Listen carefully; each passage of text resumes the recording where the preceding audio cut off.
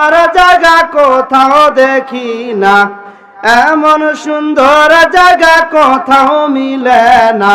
ঠিক না বেঠি? ভালোবাসার জায়গা মদিনা, আমার ভালো লাগার জায়গা মদিনা।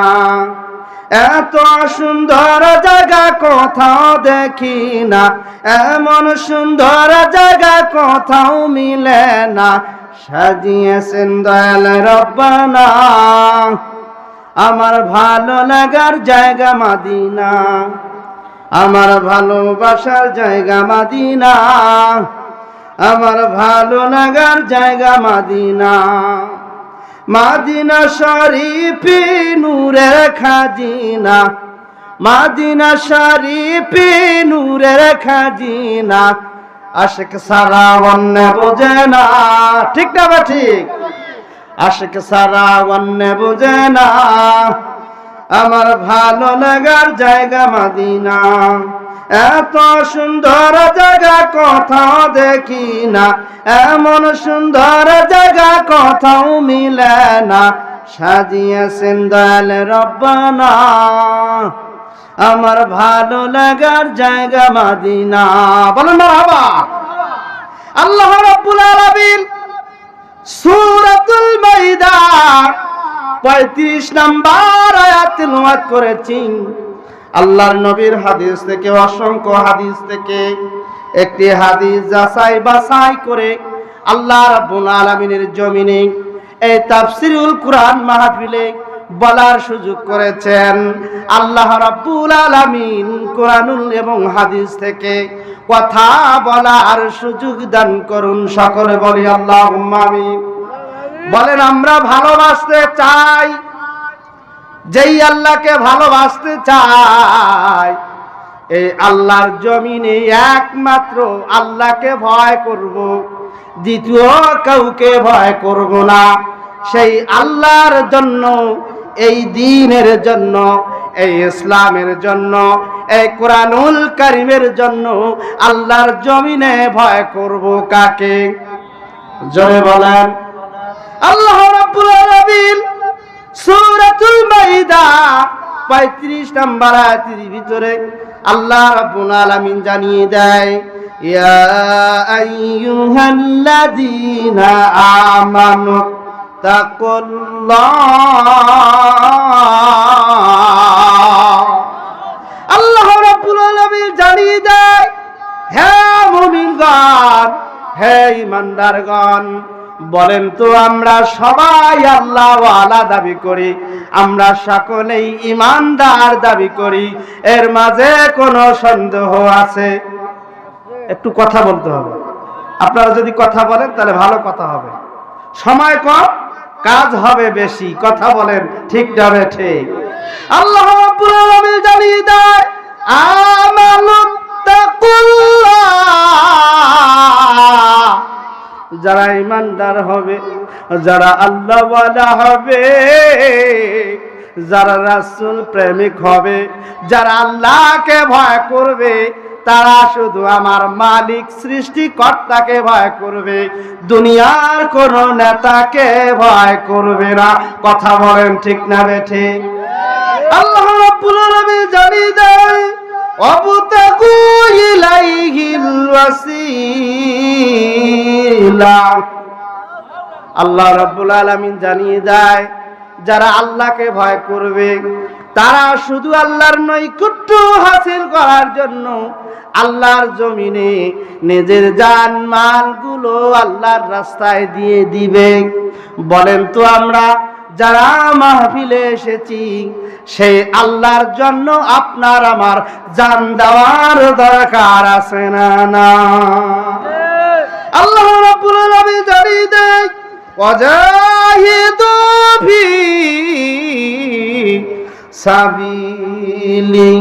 আল্লাহর রাস্তায় যারা নিজের জান মাল রক্ত প্রবাহিত করবে, আল্লাহ কি দিতে চেয়েছে আমাদের জানার দরকার আছে না নাই?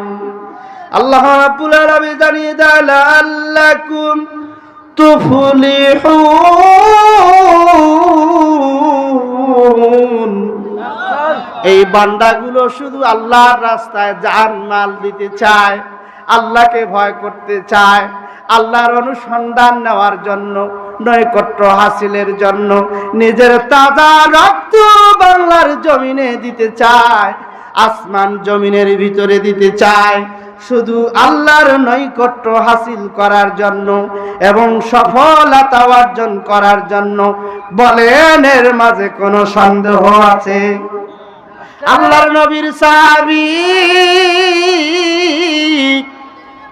এই কুরআনুল কারীম যখন সূরাতুর রহমান নাজিল হয়ে গেলেন, আল্লাহর নবীর পয়গম্বরের সাহাবী আব্দুল্লাহ ইবনে মাসউদ রাদিয়াল্লাহু তাআলা আনহু আল্লাহকে ভয় করার জন্য, আল্লাহর দিল কায়েম হওয়ার জন্য, এই কোরআনুল কারীম প্রতিষ্ঠার জন্য, বলেন তো আল্লাহর নবীর সাহাবী এই সূরাতুর রহমান তেলাওয়াত করার জন্য বাকে ইব্রাহিমের ভিতরে তেলাওয়াত করার জন্য প্রতিযোগিতা করেছে। জোরে বলুন সুবহানাল্লাহ।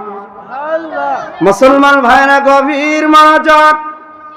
আল্লাহর নবীর প্রতি যখন কোরআনুল কারীম নাজিল হয়ে গেলেন, সূরাতুর রহমান অসংখ্য সাহাবায়ে কেরামদেরকে, আল্লাহর নবীর সাহাবীদেরকে মাশাআরা করলেন সূরাতুর রহমানকে তেলাওয়াত করতে পারবে। বলেন তো এই মক্কা নগরীর ভিতরে আল্লাহর নবীর একজন দুশমন ছিলেন। বলেন তো সেই ইবলিসের নামটা আমাদের প্রত্যেকের জানার দরকার আছে না নাই? আবু জাহেল এই নিষ্ঠুর মানুষটা আল্লাহর নবীর দ্বীন কায়েম হওয়ার জন্য, এই কোরআনুল কারীম প্রতিষ্ঠার জন্য বাধা দিয়েছে কি দেয় নাই? জোরে বলেন। এই কোরআনুল কারীম বন্ধ করার জন্য বাধা দিয়েছেন। আল্লাহর নবী যেখানে কালিমার দাওয়াত দিতেন, যেখানে রিসালাতের দাওয়াত দিতেন, যেখানে এই কোরআনের ধ্বনি পৌঁছিয়ে দিতেন, সেই জায়গায় আবু জেহেল এই কোরআনুল কারীমের আয়াত বন্ধ করার জন্য, প্রসার বন্ধ করার জন্য এক বুলেট হামলা স্টিমার নিয়ে আল্লাহর নবীর সঙ্গে মোকাবেলা করেছে। কথা বলেন ঠিক না বেঠিক? আজকে জাতির জন্য আল্লাহর নবী মুহাম্মদুর রাসূলুল্লাহকে বাধা দিয়েছে কাফের, মুশরিক, ইহুদি, নাস্তিক, মুরতাদ গুলো বাধা দিয়েছে।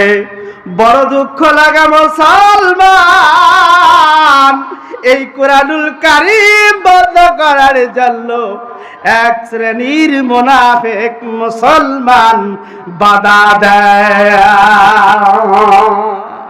কথা বলেন ঠিক না ঠিক? আপনাদের দিলে মনে হয় লাগে না? গত কয়েকদিন আগে দেখবেন আল্লাহকে নিয়ে কটূক্তি করেছে বাউল এই সমস্ত মানুষগুলো।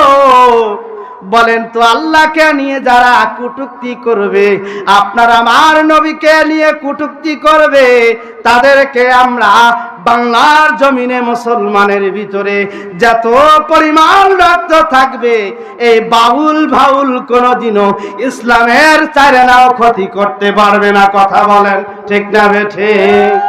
মুসলমান ভাইরা গভীর মনোযোগ।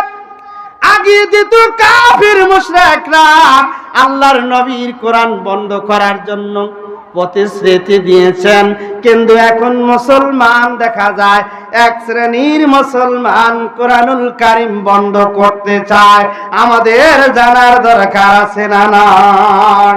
আল্লাহ রাব্বুল আলামিন সূরাতুল ফুরকান 52 নম্বর আয়াতের ভিতরে এত সুন্দরভাবে চমৎকার ভাবে বর্ণনা করেছেন। বলেন তো আমাদের জানার দরকার আছে না না?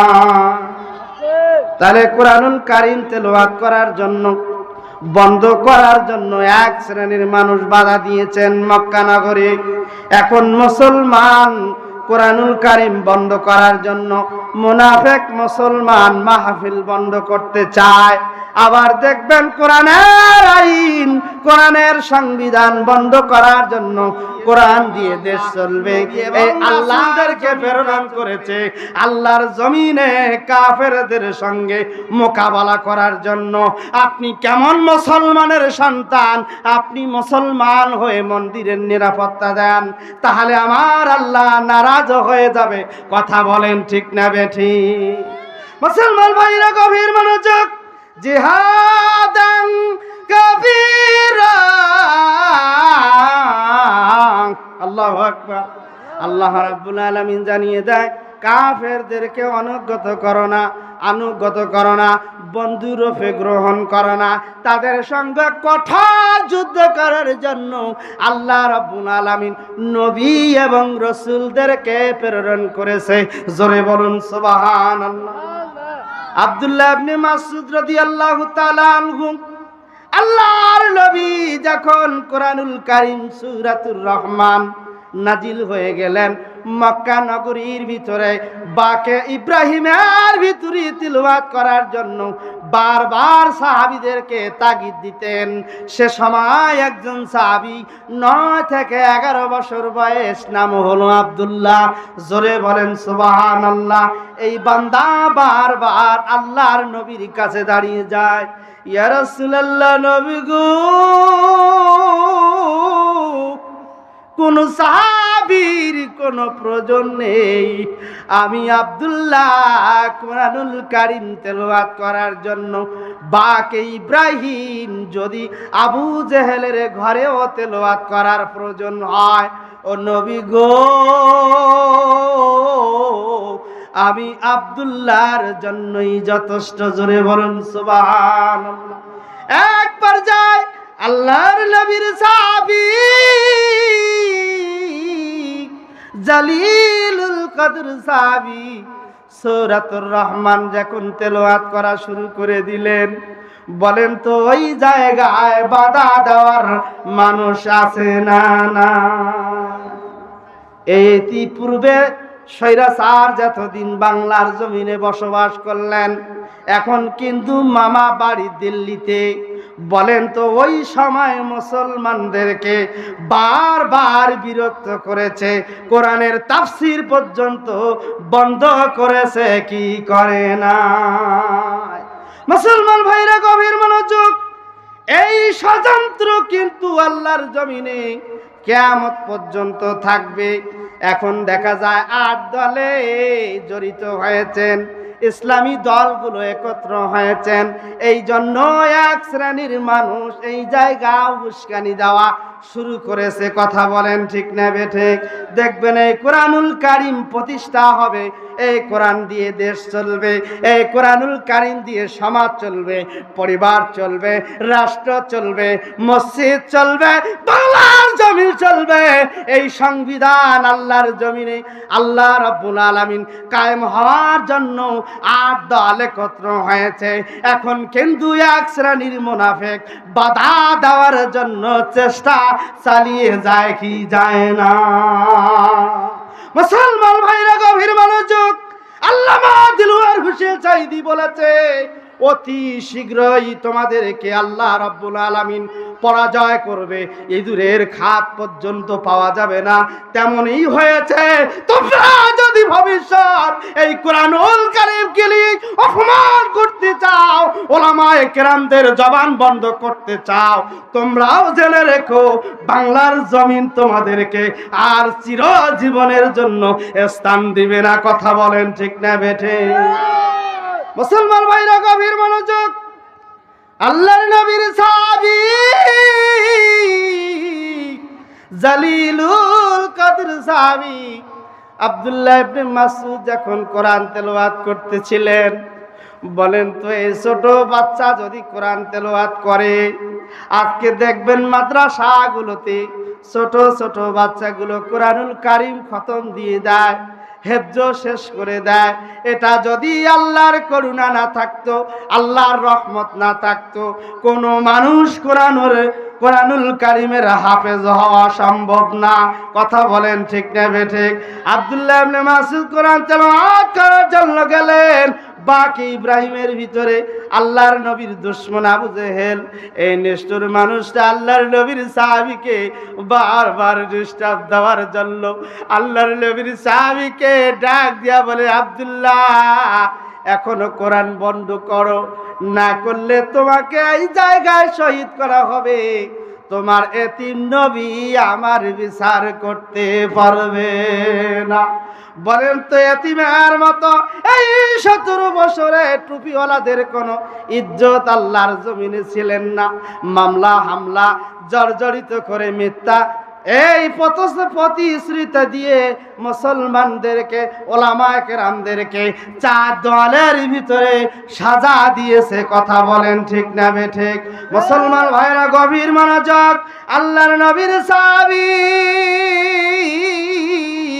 আবু জেহেল যখন বাকে ইব্রাহিমের ভিতরে এসে বলে, কোরআন বন্ধ করো, কোরআন আর পড়তে পারবা না, ওই সময় আল্লাহ রাব্বুল আলামিন কোরআনুল কারীম নাজিল করে দিলেন। জোরে বলুন সুবহানাল্লাহ। ওয়া ক্বালাল্লাযীনা কাফারু লা তাসমাউ লিহাযাল কুরআনি ওয়ালগাউ ফীহি লাআল্লাকুম তাগলিবুন।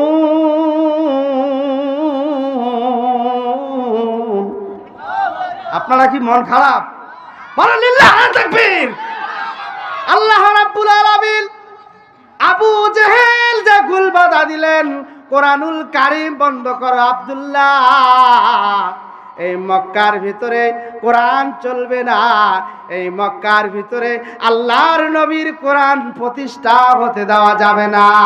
ওই সময় আল্লাহর নবীর সাহাবী আর জোরে জোরে তেলাওয়াত করা শুরু করেছে। জোরে বলুন সুবহানাল্লাহ।